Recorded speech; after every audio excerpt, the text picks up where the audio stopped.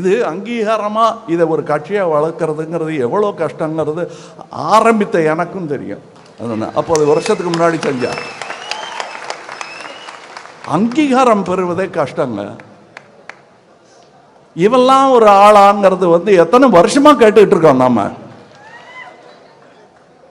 அது பதவி ஆசையில் வரும் கோபமே தவிர அதுக்கும் சாதிக்கும் கூட சம்மந்தம் கிடையாது. ஆனால் ஒன்று என்ன கேட்டாங்க, அரசியல்னா ஒரு எதிரியை முடிவு பண்ணிக்கலன்னா அது அவங்க சொல்றது தற்கால சம்பாத்திய அரசியல் பற்றி சொல்றாங்க. எனக்கு அரசியல் கடமை, என் தொழில் சினிமா, கோடி கோடியாக சம்பாதிப்பேன். அப்புறம் இதெல்லாம் என்ன பண்ண போறேன்னு யோசிச்சா, இவங்க சுவிஸ் பேங்க்ல வச்சிருக்காங்களே சுவிட்சர்லாந்தில், அந்த பணம்லாம் இவங்க வியாதியஸ்தர்களாக படுத்து கிடக்கும்போது திரும்பி வந்துதான்னு பார்த்தா வரவே இல்லை. அது அவங்க நம்புற சொர்க்கம்.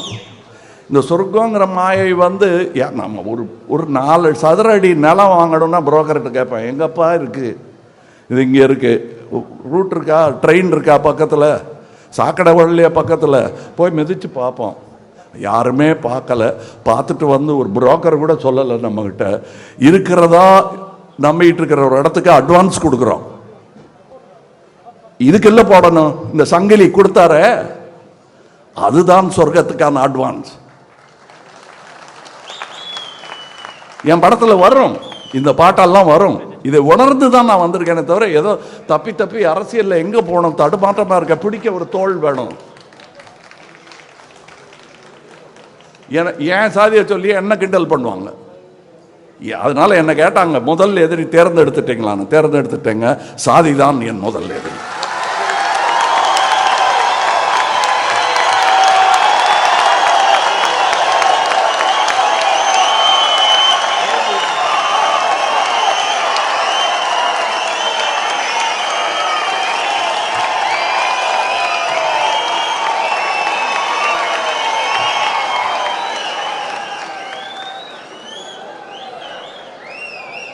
இனி உக்காரணும் இல்லை நடக்கணும்.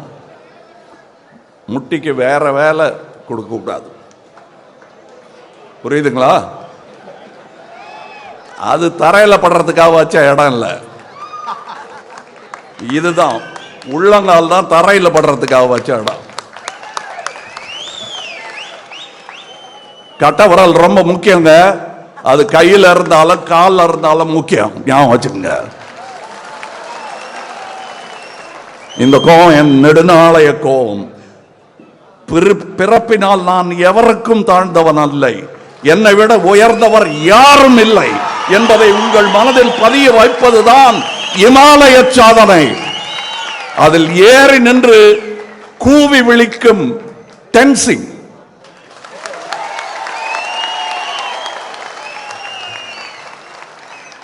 அங்க பறக்கட்டும் பாரத மாதாவின் கொடி.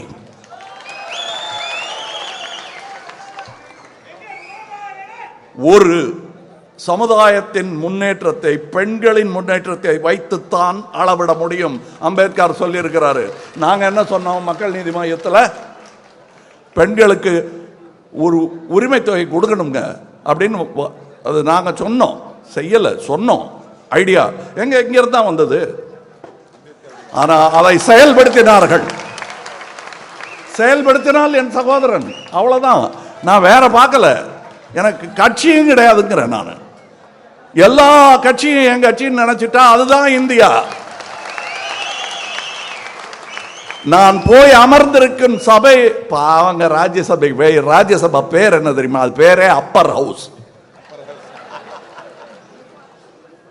அது இங்கிலீஷ்ல சொன்னா ஹவுஸ் ஆஃப் எல்டர்ஸ், மூத்தோர் வட்டம். அது காயினுக்கு 2 பக்கம், ஒரு பக்கம் அவர், ஒரு பக்கம் நீங்க. புரியுதுங்கிறாங்க. ஐயோ எந்த காயின் பார்க்குற, செலவார காயினா? திடீர்னு ஒரு நாளைக்கு இது செல்லாதுன்ட்டா எல்லாரும் கியூல நிக்கிறீங்கல்ல, அந்த காயின் இல்லை இது.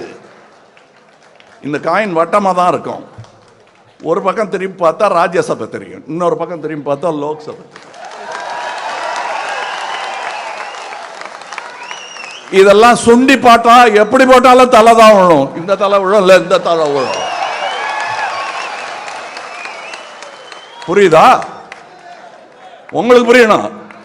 நான் புரியுதான்னு கேட்கறது வெளியே இருக்கிறவங்கள, அவங்களுக்கு புரியும். அவங்களுக்கு புரிஞ்சா பயம், உங்களுக்கு புரிஞ்சா நம்பிக்கை.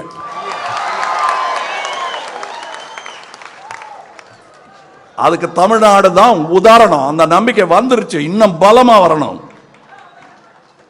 இரட்டை இலக்க பொருளாதாரம் அதிர்ச்சியா இருக்கு அவங்களுக்கு எல்லாம். அந்த சகோதரர் ஸ்டாலின் கலைஞர் உரிமை தொகை அப்படின்னு ஒன்று கொடுக்கிறார் இல்லையா, அது அடியே நடுங்குது. இங்கதான் ஆரம்பிச்சது, இப்ப எல்லாரும் பண்றாங்க. அது எங்க இருந்து வந்ததுங்கிறதுக்கு நான் முதல் வாக்கியம் படிச்சு காட்டிட்டேன். இவர் உருவெடுத்த பிறகுதான் ஒடுக்கப்பட்ட உழைக்கும் மக்களுக்கு உண்மையான விடுதலை கிடைப்பதாக நாம் நினைக்கிறோம்னா ரொம்ப சுருங்கிடும். நாம் நினைக்கிறோம்.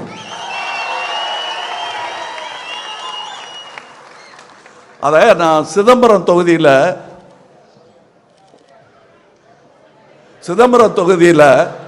இவருக்காக பிரச்சாரம் போன போது நான் உணர்ந்தேன். யூனிஃபார்ம் போட்டுக்கிட்டு நின்ன போலீஸ்காரன் கண்ணில் தண்ணி வருதுங்க.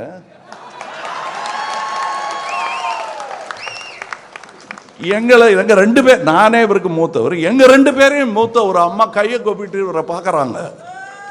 அவங்க கண்ணிலையும் கண்ணீர்.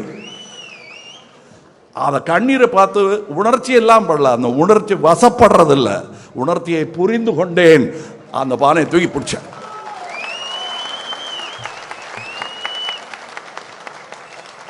அதில் பொங்கல் நடத்த